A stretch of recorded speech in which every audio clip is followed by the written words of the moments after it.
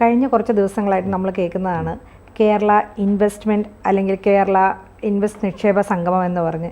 അതായത് കേരളം ഒന്നാമതാകാൻ പോകുന്നു, കേരളം നിക്ഷേപത്തിൽ ഒന്നാമതാകാൻ പോകുന്നു, കേരളം സൗഹൃദ വ്യവസായ കേന്ദ്രമാകാൻ പോകുന്നു. ഇതിൽ എന്തെങ്കിലുമൊക്കെ വാസ്തവമുണ്ടോ? ശരിയാണ്, പറഞ്ഞത് ശരിയാണ്. കേരളം മൊത്തത്തിൽ വളരെ ആവേശത്തിലാണ്. 1.53 ലക്ഷം കോടി ഉറുപ്പികയുടെ ഇൻവെസ്റ്റ്മെൻറ്റ് വരുന്ന പ്രപ്പോസൽസൊക്കെയാണ് ഇപ്പോൾ വെച്ചിരിക്കുന്നത്.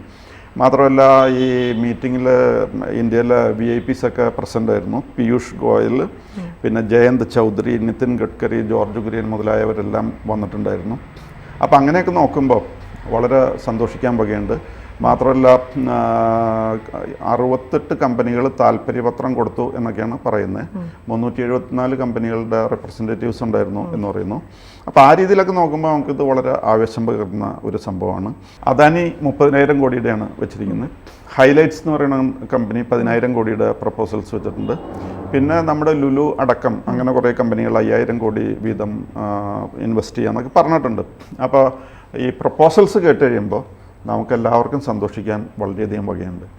പക്ഷേ ഈ ഇൻവെസ്റ്റ്മെൻറ്റ് പ്രപ്പോസൽസ് വേറെ, ഇൻവെസ്റ്റ്മെൻറ്റ് വേറെ. അപ്പോൾ ഈ ഇൻവെസ്റ്റ്മെൻറ്റ് വരുമ്പോൾ ഇതേപോലെ ആയിരിക്കുമോ എന്നുള്ളതാണ് ഒരു പ്രശ്നം. പിന്നെ ഈ സംഭവങ്ങളൊക്കെ പറയുമ്പോൾ നമ്മൾ പറയും കാലം ഒന്നും മറക്കില്ല.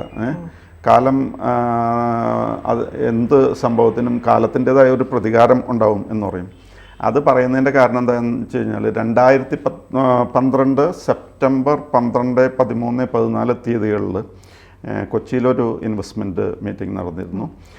ഗ്ലോബൽ ഇൻവെസ്റ്റ്മെൻറ്റ് മീറ്റ് എന്ന് പറഞ്ഞു കഴിഞ്ഞിട്ട് അതിൽ മൻമോഹൻ സിംഗും AK ആൻ്റണിയും, AK ആൻ്റണി എന്ന ഡിഫൻസ് മിനിസ്റ്ററാണെന്ന് തോന്നുന്നു, പിന്നെ മുഖ്യമന്ത്രി ഉമ്മൻചാണ്ടി, കുഞ്ഞാലിക്കുട്ടിയൊക്കെ പങ്കെടുത്തു. 42 കൺട്രീസിൽ നിന്ന് റെപ്രസെൻറ്റേറ്റീവ്സൊക്കെ വന്നിരുന്നു. അന്ന് അത് വളരെ പ്രതീക്ഷയോടുകൂടി നടത്തിയ ഒരു പ്രോഗ്രാമാണ്. പക്ഷേ സംഭവിച്ചെന്താണെന്ന് വെച്ച് കഴിഞ്ഞാൽ ഈ കൊച്ചി ഒരു പ്രതിഷേധത്തിൻ്റെ കടലായിട്ട് മാറി. മാത്രമല്ല, ഒരു ദിവസം ഹർത്താൽ നടന്നു. പിന്നെ എല്ലായിടത്തും ഫ്ലക്സുകൾ വെച്ച് ഭയങ്കരമായിട്ട് ഇതിനെതിരെ പ്രതിഷേധം രേഖപ്പെടുത്തി. ചിലർ പറഞ്ഞിരുന്നത് നിശ ക്ലബ്ബുകൾ വരാൻ പോകുന്നു. പിന്നെ ചിലർ പറഞ്ഞു കേരളത്തിൻ്റെ മണ്ണും പുഴയും വിൽക്കപ്പെടുന്നു എന്ന് പറഞ്ഞു. പിന്നെ ചന്ദ്രശേഖരൻ നായർ സ്റ്റേഡിയം വിൽക്കാൻ പോകുന്നു എന്ന് പറഞ്ഞു. ഇങ്ങനെ വളരെയധികം വൈൽഡ് ഡെലിഗേഷൻസ് നടത്തി ഇവിടെ വന്നിരുന്ന നിക്ഷേപകരെയൊക്കെ പേടിപ്പിച്ച് ഓടിച്ചൊരു ചരിത്രം നമുക്ക് 2012 ഉണ്ട്. അന്ന് മാർക്സിസ്റ്റ് പാർട്ടി പ്രതിപക്ഷത്തായിരുന്നു. മാർക്സിസ്റ്റ് പാർട്ടി പ്രതിപക്ഷത്താകുമ്പോൾ കേരളത്തിലെ അന്തരീക്ഷം ഇതായിരിക്കും. പക്ഷേ അതേസമയം ഇപ്പോൾ മാർക്സിസ്റ്റ് പാർട്ടി അധികാരത്തിലിരിപ്പുണ്ട്. അപ്പോൾ മറ്റുള്ളവർ പെരുമാറുന്നതൊന്ന് നോക്കുന്നത് നല്ലതാണ്. നമ്മൾ ഈ കേന്ദ്രം എത്ര കാര്യമായിട്ടാണ് അവർ ഇതിൽ ഇൻവോൾവ് ആകുന്നത്, അവർക്ക് ഇവരെ കൊണ്ട് യാതൊരു ആവശ്യമില്ല. പക്ഷേ വേണ്ടപ്പെട്ട മന്ത്രിമാരൊക്കെ അവിടെ പ്രത്യക്ഷപ്പെട്ടു. മാത്രമല്ല, കേരളത്തിലെ ഓപ്പോസിഷൻ ലീഡറും അതേപോലെ കുഞ്ഞാലിക്കുട്ടിയും ഈ പറഞ്ഞ VD സതീശനും എല്ലാവരും ഇതിന് വളരെ സപ്പോർട്ടാണ് പറഞ്ഞിരിക്കുന്നത്, എതിർപ്പ് പറഞ്ഞിട്ടില്ല എന്നുള്ളതൊരു യാഥാർത്ഥ്യമാണ്. അപ്പോൾ ഈ സാഹചര്യം മാറുമ്പോൾ ഇപ്പോൾ അധികാരത്തിലിരിക്കുന്നവർ ഇനിയിപ്പോൾ ഇവരുടെ മന്ത്രിസഭയ്ക്ക് ഇനിയിപ്പോൾ അധികം വർഷങ്ങളില്ലല്ലോ. ഇത് കഴിയുമ്പോൾ എന്ത് സംഭവിക്കും, ഇവർ പ്രതിപക്ഷത്ത് വന്നു കഴിയുമ്പോൾ എന്ത് സംഭവിക്കും എന്നുള്ളൊരു പ്രശ്നമുണ്ട്. പക്ഷേ നമ്മൾ കടലിൻ്റെ ഒക്കെ അടുത്ത് പോയിട്ട് കടലിൻ്റെ ഭംഗി കാണാൻ നിൽക്കാറുണ്ട്. പക്ഷേ സുനാമി വന്നു കഴിയുമ്പോൾ നമ്മൾ കടലിൻ്റെ അടുത്ത് പോയി നിൽക്കാറില്ല.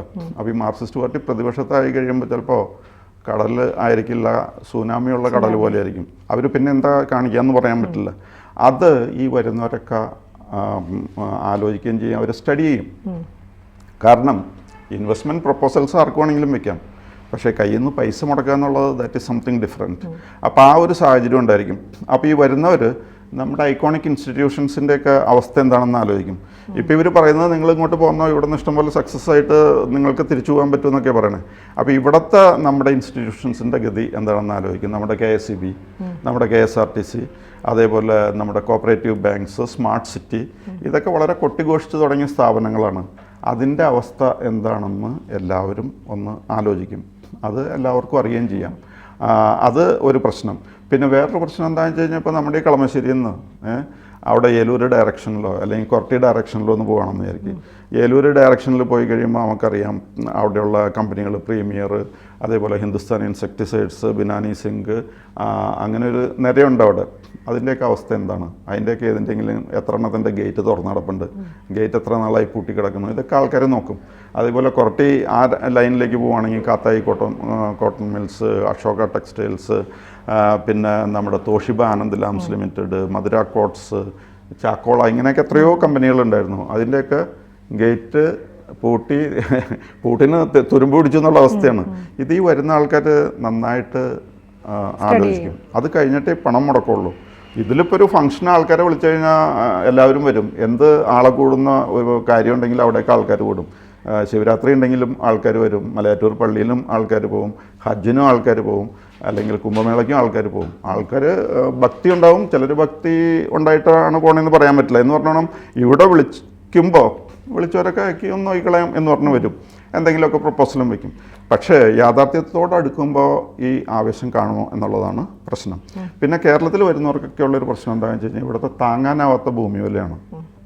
മറ്റ് സ്റ്റേറ്റുകളായിട്ട് കമ്പയർ ചെയ്യുമ്പോൾ ഇവിടുത്തെ ഭൂമി വില വളരെ കൂടുതലാണ്. അതുകൊണ്ട് ഭൂമി വാങ്ങിച്ചെന്തെങ്കിലും തുടങ്ങി ലാഭകരമാക്കുക എന്ന് പറഞ്ഞു കഴിഞ്ഞാൽ കേരളത്തിൽ സാധാരണ ഗതിയിൽ സാധിക്കില്ല. ഇപ്പോൾ ഇത്രയും വലിയ കമ്പനികൾ വന്നിട്ട് നമ്മുടെ പ്രധാനപ്പെട്ട കമ്പനികളുടെയൊക്കെ അവസ്ഥ ആലോചിച്ച് നോക്കുക. അപ്പോൾ ഇവിടുത്തെ ചിലവും ഇവിടുത്തെ ശമ്പളവും ഭൂമിയുടെ വിലയും ഒക്കെ വെച്ചിട്ട് ഈ വരുന്നവർക്ക് വലിയ കോൺഫിഡൻസ് തോന്നാൻ സാധ്യതയില്ല. പിന്നെ വേറെ ഒരു കാര്യം എന്താണെന്ന് വെച്ച് കഴിഞ്ഞാൽ ഇവിടുത്തെ ഏറ്റവും വലിയ അട്രാക്ഷനായിട്ട് പണ്ടൊക്കെ പറഞ്ഞുകൊണ്ടിരുന്നത് നമ്മുടെ ജലവൈദ്യുതിയാണ്. ഇപ്പോൾ വൈദ്യുതി മിച്ചമുള്ള സംസ്ഥാനമാണെന്നൊക്കെ പറഞ്ഞിട്ടാണ് പണ്ട് ഈ കമ്പനികൾ വന്നിരുന്നത്. ഇപ്പോൾ ഈ പറഞ്ഞ ജലവൈദ്യുതിയുടെ സർപ്ലസ് ഒന്നും നമുക്കില്ല. നമ്മൾ കഷ്ടപ്പെടുകയാണ്. നമ്മൾ മറ്റ് സംസ്ഥാനങ്ങളിൽ നിന്നും തെർമൽ പവർ പ്ലാന്റിൽ നിന്ന് കിട്ടുന്ന ഇലക്ട്രിസിറ്റിയൊക്കെ ഉപയോഗിച്ചാണ് നമ്മളിവിടെ മാനേജ് ചെയ്യുന്നത്.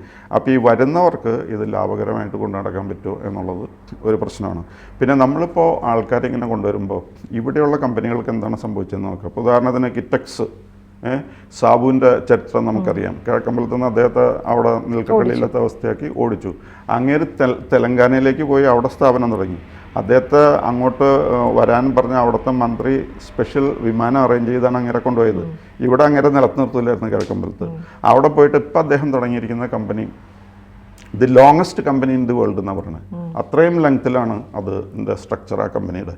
അപ്പോൾ അങ്ങനെയുള്ള ഒരാൾക്ക് ഇവിടെ നിലനിൽക്കാൻ പറ്റിയില്ലെങ്കിൽ ഈ പുറത്തുനിന്ന് വരുന്നവരുടെയൊക്കെ അവസ്ഥ എന്തായിരിക്കും എന്നവർ ചിന്തിക്കും. അതാണ് ഒരു പ്രശ്നം. പിന്നെ ഇപ്പോൾ ഈ പറഞ്ഞ പോലെ CITU ഒക്കെ ശാന്തമായി കിടക്കുന്നു, മാർക്സിസ്റ്റ് പാർട്ടി ശാന്തമായി കിടക്കുന്നു. ഭരണത്തിൻ്റെ പ്രതിപക്ഷത്തായി കഴിയുമ്പോൾ പെട്ടെന്ന് ഇവരുടെ കാര്യം മാറും. അപ്പോൾ അതുകൊണ്ട് ഈ ഇൻവെസ്റ്റ്മെൻറ്റ് എവിടെ ചെന്ന് എത്തും എന്നുള്ള കാര്യം, ഇൻവെസ്റ്റ്മെൻറ്റായിട്ട് മാറുമോ എന്നുള്ള കാര്യമൊക്കെ ഓൺലി ടൈം ക്യാൻ ടെൽ. കാലം മുന്നോട്ട് പോകുമ്പോഴേ നമുക്കത് അറിയാനായിട്ട് പറ്റുള്ളൂ. പിന്നെ ഇവിടെ കാര്യം തൊഴിലാളികളുടെ അവകാശങ്ങളൊക്കെ മാനിക്കണം നമ്മൾ. പക്ഷേ ഈ മുതലാളിമാർക്കും നിലനിന്ന് പോകണമല്ലോ. അത് സാധിക്കാത്ത ഒരു അവസ്ഥ കേരളത്തിലുണ്ട്. ഇപ്പം നമ്മളിവിടെ കേരളത്തിലെപ്പോഴും പറയുന്ന ഇലക്ട്രിസിറ്റി ബോർഡ് നഷ്ടത്തിലാണെന്ന്. പക്ഷേ നമ്മൾ ഇലക്ട്രിസിറ്റിക്ക് ചാർജ് കൊടുക്കാഞ്ഞിട്ടില്ല. ഇപ്പോൾ ഡൽഹിയിലോ ബോംബെയിലോ ഇലക്ട്രിസിറ്റിക്ക് അവർ ചാർജ് കൊടുക്കുന്നുണ്ട്. എന്നിട്ടും ചിലപ്പോൾ പലരും ഇവിടത്തേക്കാളും കുറവാണ് ചാർജ് കൊടുക്കുന്നത്. ഡൽഹിയിലൊക്കെ ഇലക്ട്രിസിറ്റി വളരെ ഓൾമോസ്റ്റ് ഫ്രീ ആക്കി മാറ്റിയിരുന്നു കെജ്രിവാളൊക്കെ. അങ്ങനെയൊക്കെയാണ് അദ്ദേഹം പിടിച്ചു നിന്നിരുന്നത്. പക്ഷേ അവിടെ എന്നിട്ടും കമ്പനികൾ ലാഭത്തിൽ പോകുന്നു. ഇവിടെ നമ്മുടെ ഇലക്ട്രിസിറ്റി ബോർഡ് നഷ്ടത്തിൽ പോകുന്നു. ഇലക്ട്രിസിറ്റി ബോർഡിന് വേണ്ട വെള്ളവും മറ്റു കാര്യങ്ങളൊക്കെ പ്രകൃതി നൽകുന്നതാണ്, എന്നിട്ടും പിടിച്ചു നിൽക്കാൻ പറ്റുന്നില്ല. അപ്പോൾ ആ കണ്ടീഷനിൽ ഇത്രയും പണം മുടക്കി വരുന്നവർക്ക് അത് ലാഭകരമായിട്ട് കൊണ്ടുപോകാൻ കഴിയുമോ എന്നുള്ള ഒരു പ്രശ്നം ബാക്കി നിൽക്കുകയാണ്.